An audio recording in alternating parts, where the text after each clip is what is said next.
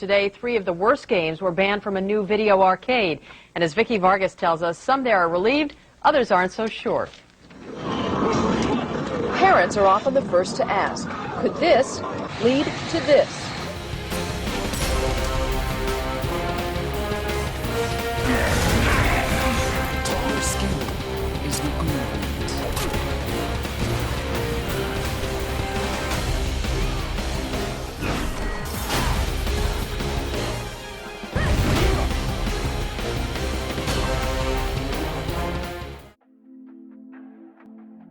The video games you just saw are some of the games I've played since I was a child. I used to think video games affected children's behavior, including my own. Through the process of making this documentary, I realized it's not as easy as blaming video games.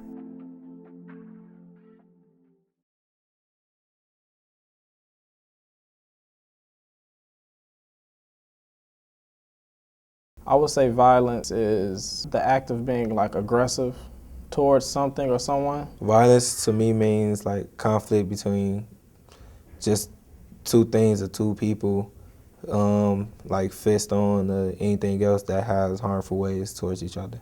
One of the reasons why violence is used in video games is it's a really quick, easy way to demonstrate conflict. Conflict is what makes media interesting. You know, young kids are usually interested in superheroes, cartoons, and things like that, and there are a lot of those in games. I think as people get older, they're drawn to fantasy, you know, whether it's the fantasy of being a soldier that, you know, single-handedly wins the war, or a fantasy of being a magician that fights all these dragons or anything like that. At Stanton's Golfland, manager Ken Beck understands the concern, but he says games like the banned Lethal Enforcer only teach kids how to shoot, a sort of high-tech take on the old Wild West. There are different games that are meant to appeal to different people. Video games are visually interesting. They might have cartoon characters, they might have realistic people. They're usually meant to be splashy. There might be explosions or like driving a car, or things that people find exciting. To me, it's enjoyable because it's not real, so it's not like it's actually happening, but you think like cool, like a game, a video game. Video designers, they can make a game or a main character on a game do anything. Video games are designed to do that. They're designed to draw people in. They're designed to be fun. And so people put a lot of energy and thought into what can we grab people with? What event can we show in the game that you say, that's really cool. You know, that's cooler than what I've seen in a movie. Or, you know, playing as this guy seems really fun, or I'd want to do this, or I'd want to try that. Shut his head off. Children, they like sponges, so whatever they see, they suck in.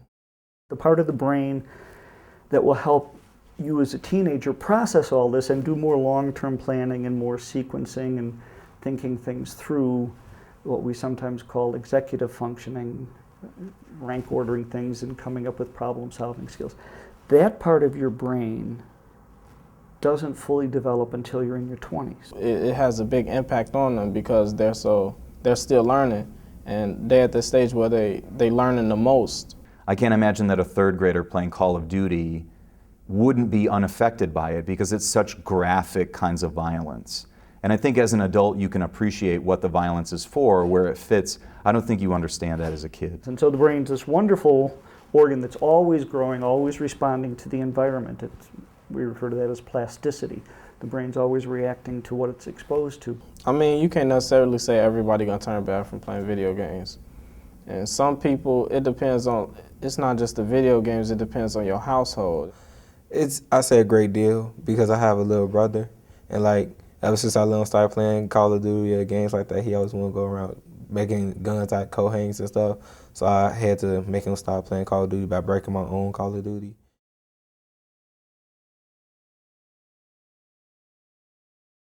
I think the video game rating system came out of a backlash against video games from concerned parents. A lot of this started with this game Mortal Kombat in the early 1990s, where you had digitized people, you know, like decapitating each other, or you punch somebody and bleed.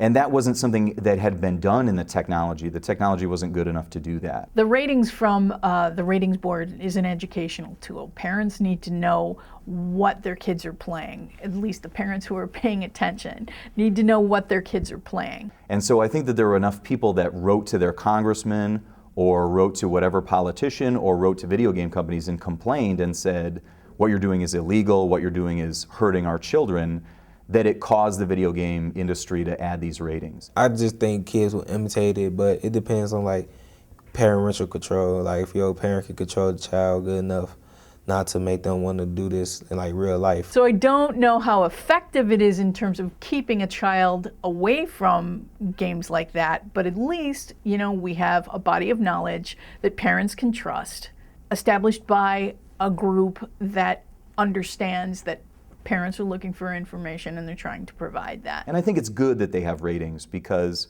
we have all these different kinds of games now that need this classification. We need to know that this game involves, you know, the use of alcohol or stealing cars or shooting people, whereas this game just involves playing hockey or, you know, running around a fantastic universe and collecting coins. I think that it is both the consumer's responsibility and the designer's responsibility. You don't know what's going on because you're at a young age, but you see enough to, you know, to come to a conclusion, or you see enough to go and ask somebody or go try and do this, and you actually found out what it really is. You have to know that any art you create will have some kind of impact, and you have to be willing to be responsible for the impact that you may create. You don't feel the violence the same way you would as an adult.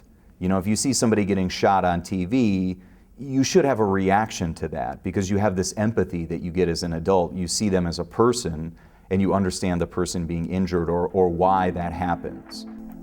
I think I believe video games cause violence because I wanted easy answers to the violence in my community and in the media. Everything got more complicated when I learned about drones.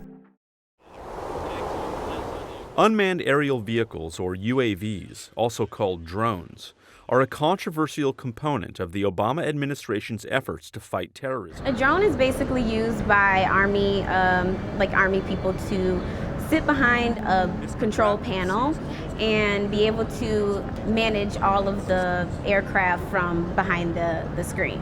My favorite video game would be Call of Duty. It's basically like a shooting game, just you go around. It's like what they do in the military, just in video game form. Using the drones, they try to be better at it. So every time they get something or they get a command to do, they're like, okay, I have to do this command. And then they have to try to be better. I have to be better than the last time. And that's just like a video game, right? You're trying to go to the next level. You're trying to beat that game, but it's not really a game. You're not going to find definitive research on that topic. And so what you get are correlations that the more kids do this, the more they tend to do that. There's a lot of conflicting information. Not a lot of study has been done. There's been a lot of studies done, but it's not conclusive yet. All the research I've ever seen says that there's no connection. There are some studies by certain scientists that say that seeing anything violent causes people to do violent things. But there are also studies that say that what makes people aggressive is competition. It's not a video game, it's the fact that you're competing, whether it's against a computer or another person. And I could also say there's some video games that can help you problem solve and help you explore and be creative and do other things. So I can see some positive skills you might learn from video games. It's about balance. We can show hyper-stylized violence in ways. We can do it cheaply, we can do it creatively. And just because we can, should we?